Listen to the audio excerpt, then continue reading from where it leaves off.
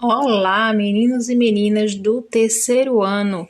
Vamos para a nossa atividade de hoje de matemática no livro A Conquista da Matemática, páginas 211 e 212.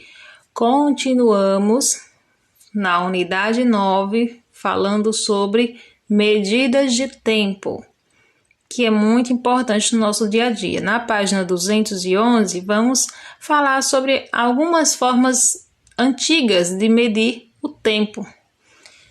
Na primeira parte da página 211, nós temos aqui um textinho mostrando e a imagem aqui desse instrumento muito antigo. Ao longo da história, o ser humano passou a medir o tempo, porém, essa medição não era muito precisa. Era diferente dos relógios que a gente conhece hoje, porque não existiam outros tipos de relógios, outros instrumentos para medir o tempo, como, por exemplo, o relógio de sol. Então, observe que o relógio de sol, ele mede a passagem do tempo pela observação da posição do sol e do comprimento da sombra dessa haste aqui, de uma haste, que é quando iluminada pelo sol. Então, a sombra da haste aqui, que era observada para medir o tempo.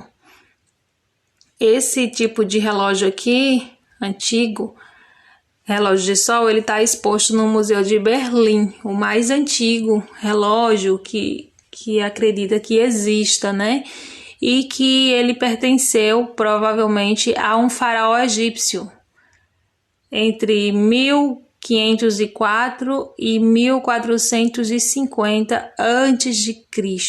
Então é muito antigo. Então, um instrumento antigo para medir o tempo, chamado relógio de sol. Além dele, tem outro instrumento antigo também, criado por volta do século VIII, que é a ampulheta, que é também conhecido como relógio de areia.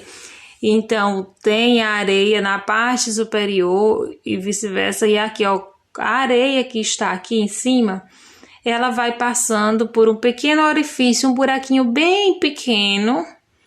Então, certa quantidade de areia passa de uma parte a outra da ampulheta, marcando a passagem do tempo. Então, esse é um relógio muito antigo também, que é a ampulheta. E na página 212, vem falando sobre a hora e o minuto. Ontem eu expliquei para vocês como se lê as horas, Que o ponteiro menor indica as horas e o ponteiro maior indica os minutos. Quando o ponteiro maior está no 12, é porque são horas exatas, tá? Então, aqui, por exemplo, se o ponteiro menor tivesse no 1, seria 1, e se o ponteiro tivesse aqui no 12 mesmo, seria 1 hora. Se tivesse aqui no 2, seria 2 horas. Se tivesse no 3, seria 3 horas, e assim por diante, tá? Então, vocês vão observar o ponteiro maior, que está apontando para o 12, e o ponteiro menor, que está apontando para o 4. Observando este relógio. O ponteiro menor marca as horas e o ponteiro maior marca os minutos. Agora complete. São exatamente que horas está marcando aqui neste relógio? Que hora exata está marcando nesse relógio? Você vai escrever aqui, ok? Vamos a mais uma questão. Hoje é bem pouquinho, As questões só 2.